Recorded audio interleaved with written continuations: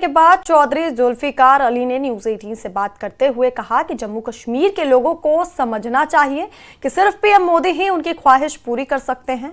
उन्होंने कहा कि जिन पार्टियों ने जानबूझकर जम्मू कश्मीर में विकास नहीं होने दिया, उन्हें खुद का जायजा लेना चाहिए। उन्होंने दावा किया कि बीजेपी राजौरी और पुंछ की सभी सीटें जीतेगी और जम्मू कश्मीर में अगली सरकार बनाएगी। चौधरी जुल्फिकार हमारे साथ मौजूद हैं। जुल्फिकार साहब, आपने कहा कि जो इस वक्त जो भी मिलना है दिल्ली से मिलना है आपको, और यही बात जब आप कोalition में थे तब भी महबूबा मुफ्ती ने भी कही थी। तो क्या वाकई आपको लगता है कि इस वक्त जो नेतृत्व है दिल्ली में, जो भी डेवलपमेंट होनी जम्मू कश्मीर में, उन्हीं से होनी? डेफिनेटली जो मरकज में सरकार में होगा उसी से डेवलपमेंट होगी। मैंने बहुत नरेट किया डिटेल में कि हमारे इलाके की क्या पोजीशन है, हमें 70 साल में इकोनॉमिक कंडीशन कितनी बुरी हालत है हमारे इलाके की, हमारे डेवलपमेंट सिनेरियो में हम कितने पीछे रह चुके हैं। टूरिज्म के एतबार से हमारे बुद्धल से शुपैया एक इलाका जो है उस पे हमने उस वक्त अपने ज़माने में एक प्रोजेक्ट बनाया था, वो उस प्रोजेक्ट आगे नहीं चल पाया।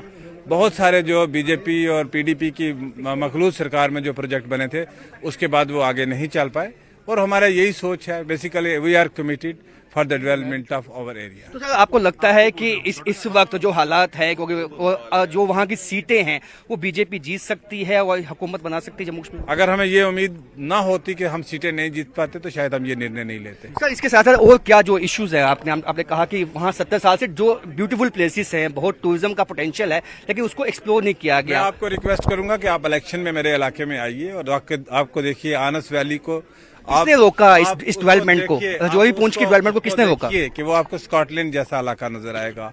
आप हमारे रिवर्स को देखिए, जंगल्स को देखिए, माउंटेन्स को देखिए, पहाड़ों को देखिए, और आप यूरोप को भूल जाओगे वहां देख के। लेकिन पिछले इतने बरसों में वहां पे क्यों नहीं हुआ?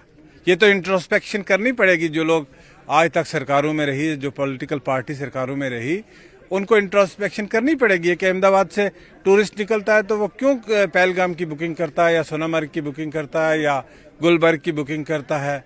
क्यों नहीं वो राजौरी की बुकिंग करता? क्यों नहीं वो शादरा शरीफ आता? क्यों नहीं वो बुढ़ा अमरनाथ जाता? क्यों नहीं वो जो हमारे कैलाश यात्रा जाती है ऊपर, वहाँ क्यों नहीं जाता? हमारे जो 7 लेक्स हैं उनको देखने के लिए क्यों नहीं आता है?